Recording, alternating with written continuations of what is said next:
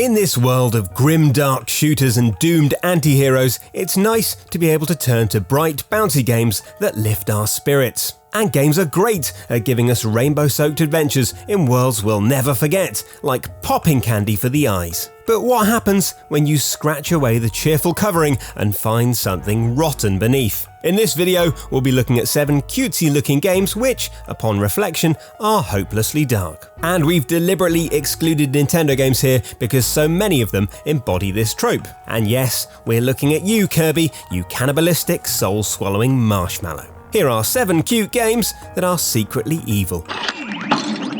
Right, this one is cheating slightly because it's about Friday the 13th and is therefore quite obviously evil. But it's the inspiration for this list because Jason Voorhees is so damn adorable. That's correct, Jason Voorhees, adorable. Friday the 13th Killer Puzzle from Slayaway Camp Devs Blue Wizard Digital gives us the plushy version of everyone's favourite unkillable hockey fan. Previously a face only a beheaded mother could love, Jason is magically transformed into a chunky chibi monster you can't help squeeing over. Oh, look at his little mask. And that's where the cue stops. Jason might look sweet, but he's still got a thirst for teen camp counselor blood, and Killer Puzzle is positively swimming in it. All you need to do is steer old Jay Vors through a series of isometric puzzles, slaughtering as he goes. Murder all the available teenagers and you'll get to the final girl, or indeed boy, and move into a kill screen where you'll find out that even the sweetest of cartoon graphics can hurt. Throw in the occasional pep talk from Mommy Dearest, and Killer Puzzle puts the cute in execute. Does that work? Sort of.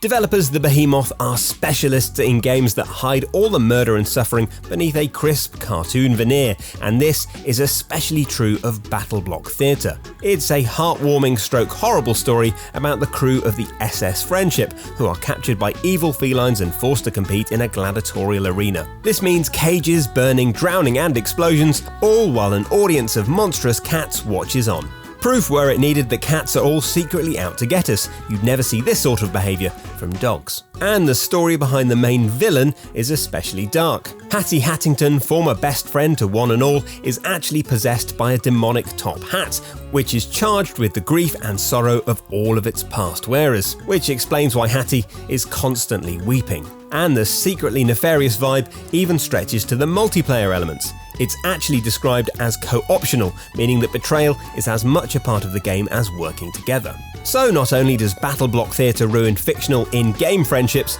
it might scupper real-life ones as well. That is next-level malevolence. Or next malevolence. Oh, I think not. Okay, no. That was scary. Isn't Stardew Valley lovely? Whiling over the hours, watering your vegetables, cooing over chickens that you definitely haven't named after serial killers, imagining marketing campaigns for your lucrative mayonnaise business. In this idyllic world, surely the worst thing that could happen would be losing some crops when winter arrives, or perhaps forgetting where you've left your pony. But no, Stardew hides a sinister secret you'll only find after you've invested serious time in the game. Finish all the community centre bundles or the Joja Warehouse quests if you're a corporation-loving sociopath, and you'll be able to go through a series of events involving Crowboss and the Wizard. Eventually, you'll be able to head inside the Wizard's ex-wife's house, also known as the Witch, and you'll uncover a set of shrines. These include the Dark Shrine of Night Terrors that'll let you turn monsters on or off on your farm, but also the Dark Shrine of Memory that'll permanently erase your spouse's cherished recollections of your time together. And worst of all, the Dark Shrine of Selfishness. Feed this magical portal a prismatic shard and you'll transform your beloved children into doves. Forever. Nice. Wait, what's that? Undertale isn't evil at all, but a heartwarming throwback to a more innocent time? Well, yes, sort of, and that's exactly what makes its darker moments so resonant. The central story about a lost child cast down into a world of monsters is already pretty bleak, recalling the nastiest elements of fairy tales designed to frighten naughty children. And even the quirkiest characters feel like they have creepy backstories. There are few things more sinister than a child skeleton inhabiting a haunted forest. But perhaps the darkest thing in Undertale is the way it makes you look at every other game. It's possible to do a pacifist run, sparing every creature, but you can also choose to murder every single person you meet.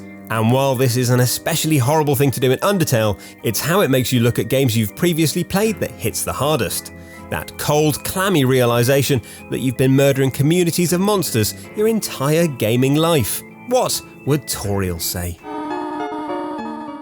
If classic Disney has ever taught us anything, it's that the happiest place on earth can also be one of the scariest. Well, in Cuphead, there's definitely no happily ever after, especially for your poor thumbs. It might look like it's from the 1930s with that beautiful animation style that just makes you want to settle down with some breakfast cereal on a Saturday morning, but Cuphead is here to test your skills, your sanity, and your resistance to a slew of disturbing bosses. Joining Cuphead and Mugman on their quest is obviously true horror for your muscles, but every boss is a different blend of nightmare fuel.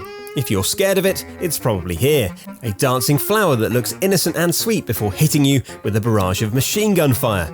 A grinning genie who is only doling out death wishes. And then there's that furious potato who'll send you screaming away from your screen. It brings a whole new meaning to button mashing. And if you were in any doubt about the cheerful evil of Cuphead, just remember that the devil, the actual devil, even makes an appearance himself.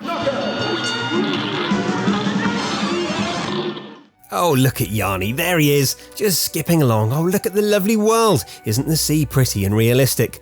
Aren't you just thinking about days on the beach with, oh God. Oh, Yanni. Welcome to Unravel, a beautiful woolly platformer that's sweetness and light until you get to the brutal roguelike deaths. Sure, there are butterflies and heartbreak as the little woolen critter finds keepsakes of a life gone by, but there's also rock slides, and electricity, and wild animals. Given its origin story as a developer's touching trip to the woods, Unravel surprises with fairy tale levels of dark. You might want to keep the little red hero safe, but Unravel goes from bad to worse as you struggle and swing through a series of deadly traps like Spider-Man without a single actual power. At least there's a happy ending to watch through the tears of sheer horror. Maybe. You can skip ahead now if you want to, but rest assured we're not going to spoil anything specific from Doki Doki Literature Club. And in fact, the warning that pops up at the start of the game is enough of a clue that something sinister festers in the apparently cheerful heart of Doki Doki. It might look adorable, maybe even too adorable, like those slightly uncomfortable visual novels you probably skip past on Steam, but it's actually a masterclass in how to hide deeply sinister things in a perfectly benign environment. The story is apparently about an after-school literature club and the young romance that blossoms within. And while that's written well enough to keep you engaged, it's the gradual discovery of the game's real purpose that you'll remember. But trust us, if you want to be surprised, horrified, and confused in equal measure, Doki Doki should be on your wish list. Or not, because it's actually free, so you've got no excuse for not owning it. Unless, of course, the whole nightmarish secret thing is putting you off, which is fair enough. And there we have it. Do let us know in the comments if you've been blindsided by any cutesy games that actually turned out to be unspeakable. Give us a like if you also hide your dark heart beneath a bubbly cartoon exterior, and subscribe to Logitech G for more weekly shows and features.